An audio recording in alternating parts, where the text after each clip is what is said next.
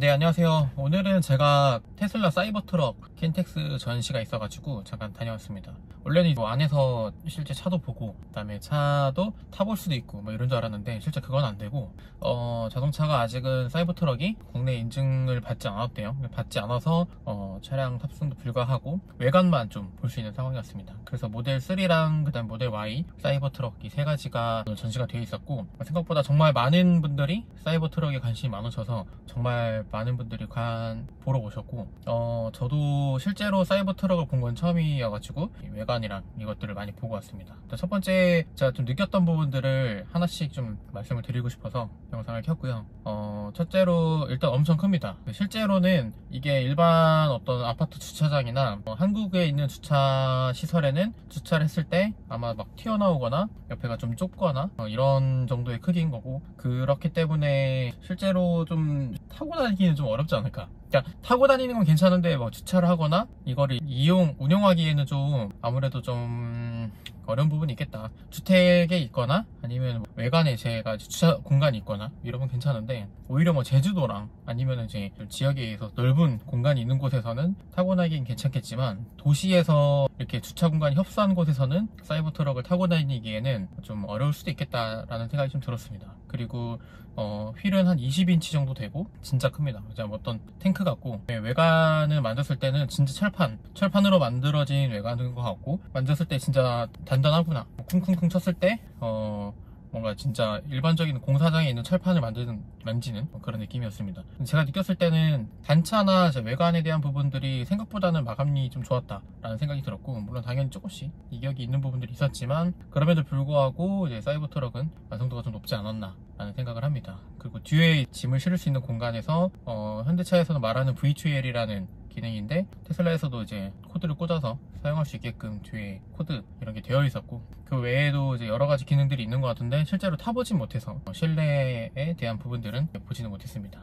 충전하는 것들이나 양쪽에 카메라 있거나 전반적인 부분들은 다 동일했고요. 그 외적으로 봤을 때는 진짜 높이도 높고 길이도 길고 엄청 크구나. 근데 되게 제 입장에서는 되게 좀 멋있다 라는 생각이 들었습니다. 여성분들이나 다른 분들, 제 주변 지인들 같은 경우에는 좀 특이하다, 저런 자동차가 너무 투박하다 라고 했는데, 아이언맨 같기도 하고 약간 좀 진짜 미래지향적인 어떤 느낌, 그런 걸 봤을 땐 이름이 정말 잘 맞지 않나, 사이버 트럭. 그래서 캠핑을 하시는 분들이라면 정말 잘 타고 다니실 것 같고, 약간 메인 차로 타기엔 좀 어렵지만 세컨카 정도로는 진짜 캠핑을 즐기거나 야외 활동을 즐기거나 아니면 정말 트럭이 필요하신 분들은 충분히 저 자동차가 실용성이 있지 않을까 생각을 합니다. 저도 갖고는 싶지만 저거를 좀 메인 어떤 패밀리카로 쓰기에는 좀 어렵지 않을까 싶은 생각이고요. 오늘 테슬라 외에 다른 전시도 많았는데 저는 오늘 테슬라만 보러 갔다 온 거여서 전체적으로 쭉 본 소감에 대해서 말씀을 드리고, 한국에 들어오게 된다면 주행거리는 550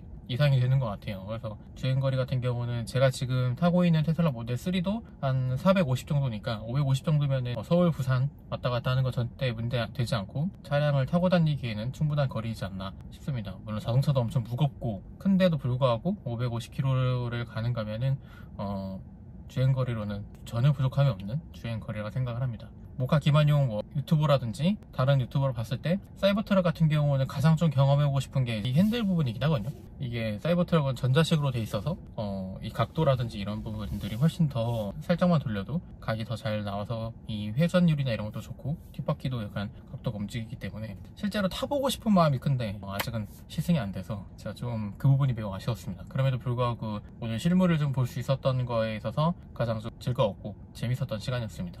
아마 이 테슬라가 점차 이 자동차 시장에서 선도하는 부분들이 좀 많아지지 않을까 라는 생각을 하는데, 어떻게 보면은 모델 3도 그렇고 모델 Y, 모델 X, 모델 S 여러 가지 자동차가 전기차가 나올 때 안에 있는 이 큰 계기판, 약간 아이패드 같이 생긴 것들도 테슬라가 먼저 시도를 했고, 점차 현대자동차나 다른 데서도 이거를 따라가는 듯한 느낌이거든요. 저는 이런 것들이 사이버 트럭도 분명히 또 이 시대의 자동차 시장을 좀 리드하지 않을까 라는 생각도 들고, 비슷한 디자인을 가진 자동차들이 경쟁사에서도 충분히 좀 벤치마킹을 하지 않을까 라는 생각을 합니다. 저는 앞으로는 이제 모델 Y를 좀 패밀리카로 생각을 하고 있고, 물론 모델 X를 사고 싶긴 한데 너무 비싸서 모델 X가 이제 모델 Y의 한 2배 2배 이상 되는 가격이다 보니까 가격적으로 봤을 때는 이제 모델 Y가 패밀리카로 좀 적당하지 않을까 싶고, 내년에 신제품이 나온다고 하니까 좀 기다려보고 있는 상황이긴 합니다. 그리고 좀 더 제가 상황이 나아지거나 여러가지 조건적으로 추가적인 자동차를 살 수 있다고 하면은 사이버 트럭이 훨씬 더 약간 남자 타고 다니기 좋은, 취미생활로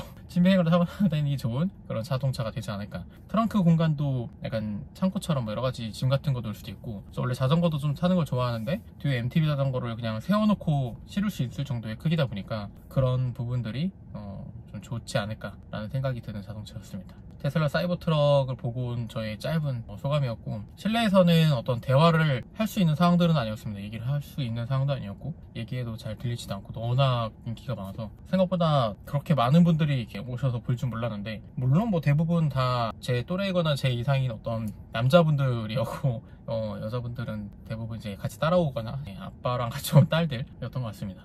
그리고 테슬라 그 모형을, 사이버 트럭 모형을 판매하는데 한 30만원 가까이 하더라고요. 그게 솔드아웃 됐고, 저도 하나 사고 싶었는데 그거 사서 갔다가는 와이프가 뭐라고 했겠지만 그것도 티셔츠도 팔고 굿즈도 팔고, 사이버 트럭은 좀 특이하게 그런 다양한 굿즈를 판매하는 것 같습니다. 하나 갖고 싶은 것도 몇 개 있었는데 제가 지금 괜히 샀다가는 싫은 소리를 들을 수 있기 때문에 따로 사진 않았습니다. 그래서 오늘 사이버 트럭에 대한 간단한 저의 후기였고요. 이후에 또 다양한 어떤 소식들이나 이런 것들을 좀 경험하게 되면 올려보도록 하겠습니다. 지금 준비하고 있는 영상 중에 하나는 이제 테슬라 로보택시 관련된 거를 좀 저도 영상을 만들어 보고 싶어서 정리를 하고 있는데, 로보택시 같은 경우도 올해 안에 아마 테슬라에서 한번 발표를 할 것 같아서 그 전에 정리해서 요약해가지고 한번 공유하도록 하겠습니다. 네, 이상입니다. 테슬라 사이버 트럭 후기.